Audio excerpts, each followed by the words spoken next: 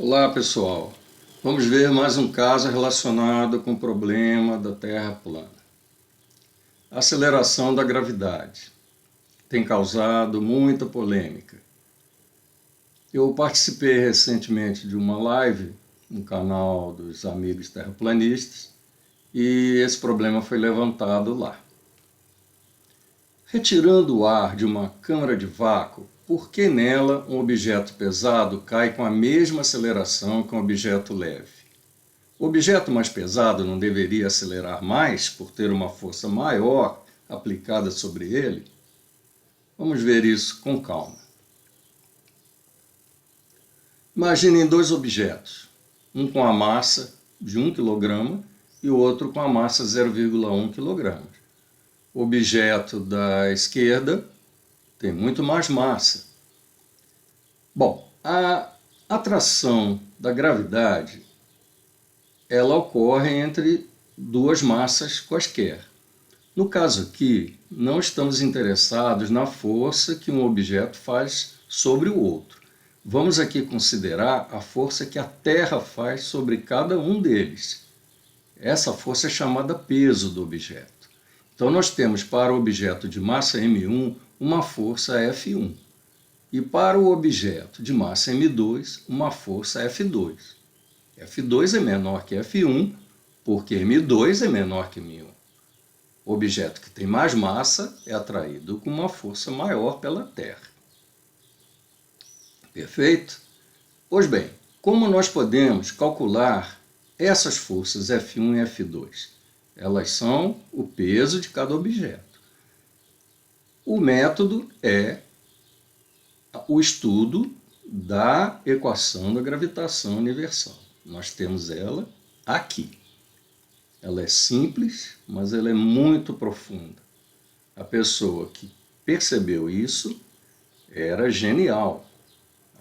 Essa pessoa, Isaac Newton, percebeu que a força de atração entre as massas dependia das massas dos objetos envolvidos e da distância também. Aquele G maiúsculo é um número para equilibrar a equação, porque nós temos massas em quilogramas, D, que é a distância, nós temos em metros, e a força lá do lado esquerdo precisa ser dada em newtons, que é a unidade de força no mesmo sistema de unidades. Então esse G maiúsculo, chamado constante gravitacional, entra ali para acertar as unidades da equação. Ok? Muito bem. Nós poderíamos calcular o peso de cada objeto diretamente aqui. Por exemplo, F1, o peso do bloco de chumbo ali, seria igual a constante G maiúsculo. E nós teríamos agora o produto da massa da Terra vezes a massa do objeto, que é M1, dividido pela distância do objeto ao centro da Terra. Se eu considero que esse objeto está ao nível do mar, essa distância D vai ser o raio da Terra. Então eu consigo calcular o peso desse objeto com esta equação. Então, eu vejo muitas pessoas falando que a gravidade é ilógica, absurda, que não se consegue chegar a ela com uma linha de pensamento, que não segue regra, que é só teoria, que não existe comprovação. Teoria no sentido de hipótese, que não testada, não comprovada. Nada disso é verdade. Muito menos ainda alguém falar em equação satânica, que saiu da toca da serpente, que é produto do cientificismo ateu, ou então que a ciência foi criada para afastar as pessoas de Deus. Quem pensa assim está doente, precisa se tratar, porque esta equação ela é apenas um modo de calcular uma força, o peso dos objetos, por exemplo. Ok?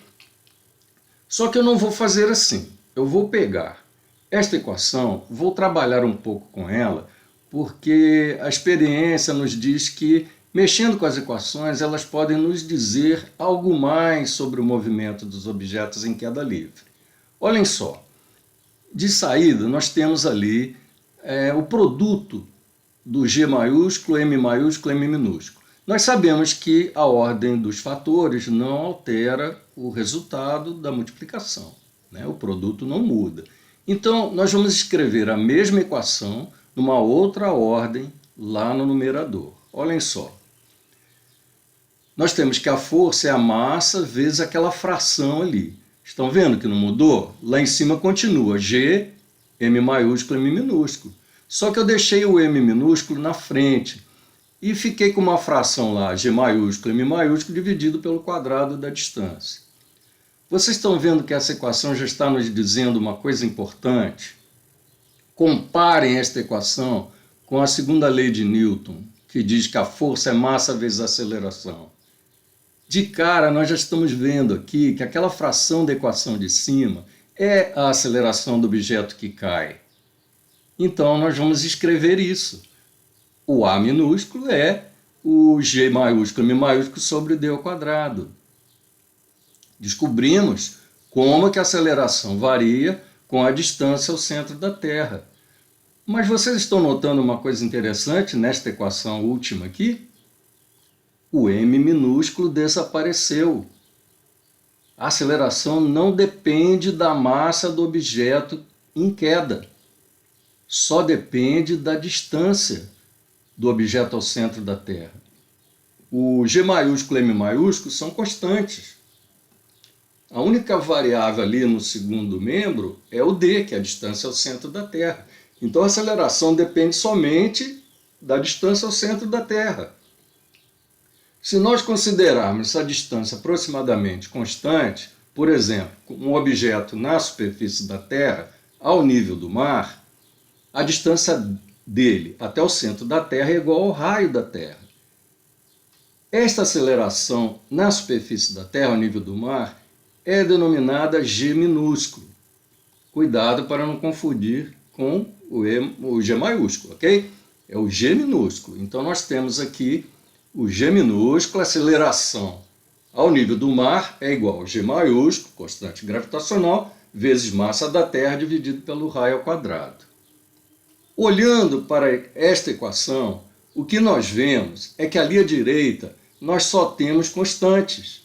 O G grande, o M grande e o raio da Terra, o R maiúsculo. Esse G minúsculo é um número. É a aceleração que um objeto tem ao nível do mar. Então, isto é importante. Vamos passar essa equação para cá e vamos fazer este cálculo. Nós temos aqui o G igual a quê? Constante gravitacional. Pesquisem na internet o valor da constante gravitacional. Constante da gravitação universal, constante de Newton. Vocês vão encontrar 6,6741 vezes 10 elevado a menos 11. Multiplicar um número por 10 elevado a menos 11 significa mover a vírgula 11 casas para a esquerda. Então vai dar um número muito pequeno.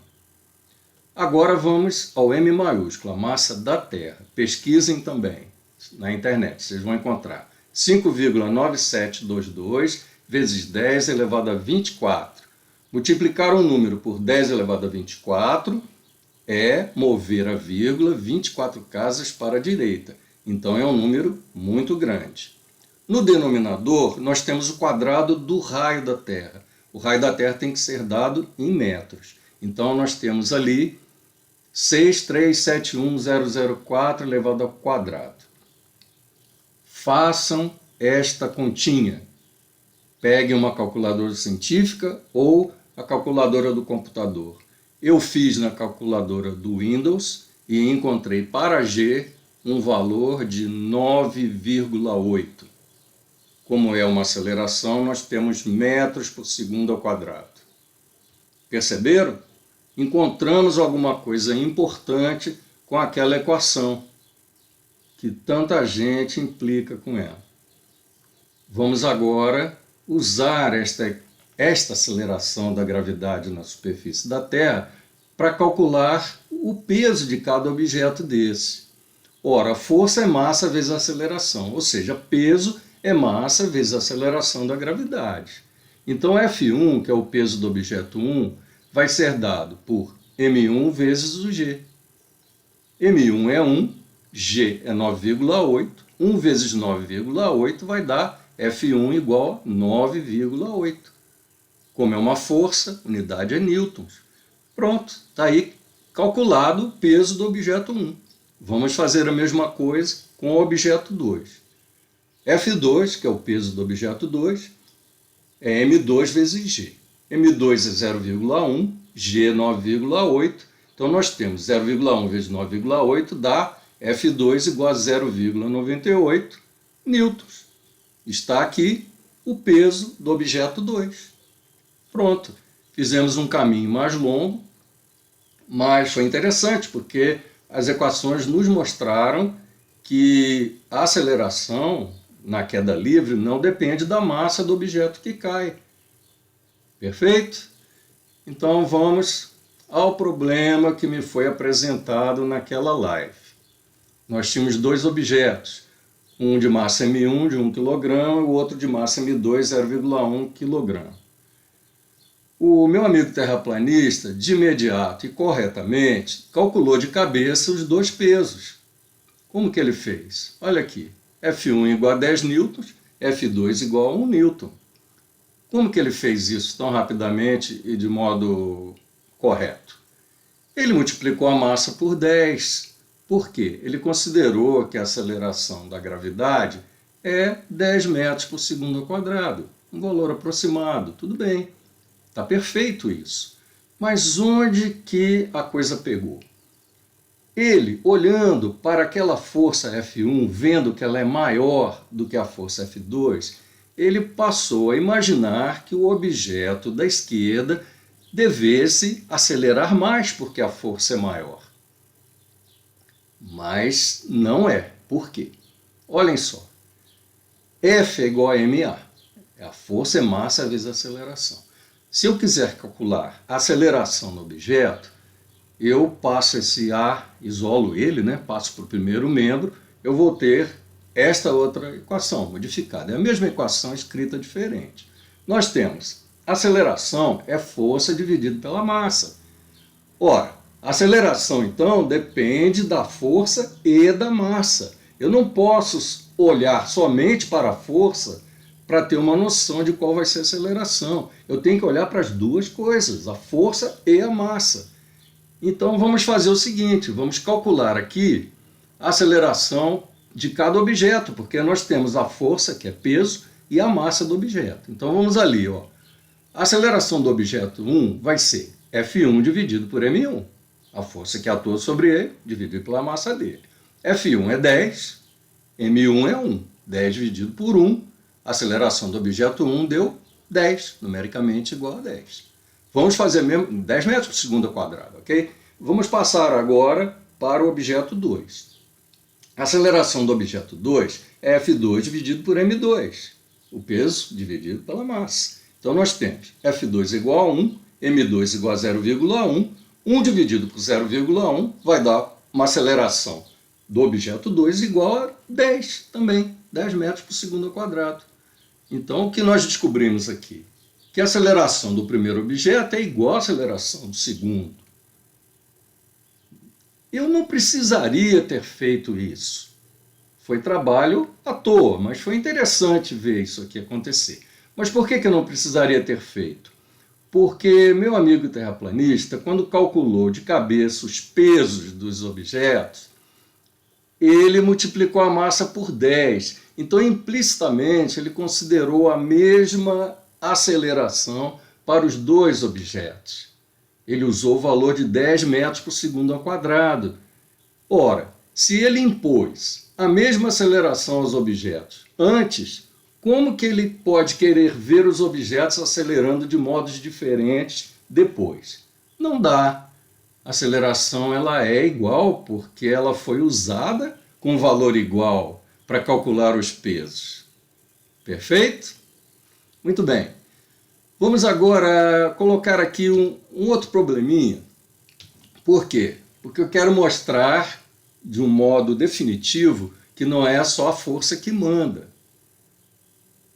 Nós temos aqui dois objetos. Um de 400 kg de massa submetido a uma força de 2.000 newtons e um outro de 100 kg de massa submetido a uma força de 1.000 newtons. Eu então vou mostrar que não é o objeto de cima aquele que acelera mais. Ele tem uma força maior aplicada sobre ele. Mas a aceleração, ela não depende somente da força, depende também da massa. Então é esta fórmula que nós temos que aplicar aqui. Força dividido por massa. No objeto de cima, nós temos 2.000 newtons divididos por 400 kg. 2.000 dividido por 400, podemos tirar 2 zeros, vai dar a mesma coisa que 20 dividido por 4. Então a aceleração do objeto 1 de cima vai ser 5 metros por segundo ao quadrado. Vamos fazer agora a mesma coisa para o objeto de baixo. Nós temos 1.000 newtons dividido por 100 kg. 1.000 dividido por 100 dá 10. 10 o quê? Metros por segundo ao quadrado. Perceberam? A aceleração do objeto de baixo é maior que a do objeto de cima. Mas é o objeto de cima que tem uma força maior aplicada sobre ele. Viram? Então é um engano, não podemos olhar somente para a força, temos que olhar para a massa também. A equação é esta aqui da direita. Como eu vi que lá no bate-papo, alguém citou que se na queda livre os dois objetos têm a mesma aceleração, que dá um valor só, então não precisava da fórmula. Claro que precisa. A equação ela é importante por isso. Este problema aqui está mostrando que nós precisamos da equação para calcular as equações, para pegar os valores das acelerações, não é? No caso que nós não temos uma queda livre. No caso da queda livre, nós já sabemos que é o g minúsculo, que é a aceleração única. Mas no caso de objetos de massas e forças diferentes, nós vamos precisar fazer isso aqui. Perfeito? Vamos então à conclusão. A ciência foi construída por uma grande quantidade de pessoas estudiosas e perseverantes. Iniciantes que não compreendem os fenômenos precisam se conscientizar de que não têm ainda a competência necessária para encontrar erros no que os cientistas produziram em várias gerações de trabalho duro. O caminho promissor para quem está começando é a humildade e muito estudo. Somente assim poderão entender alguma coisa sobre o mundo em que vivemos.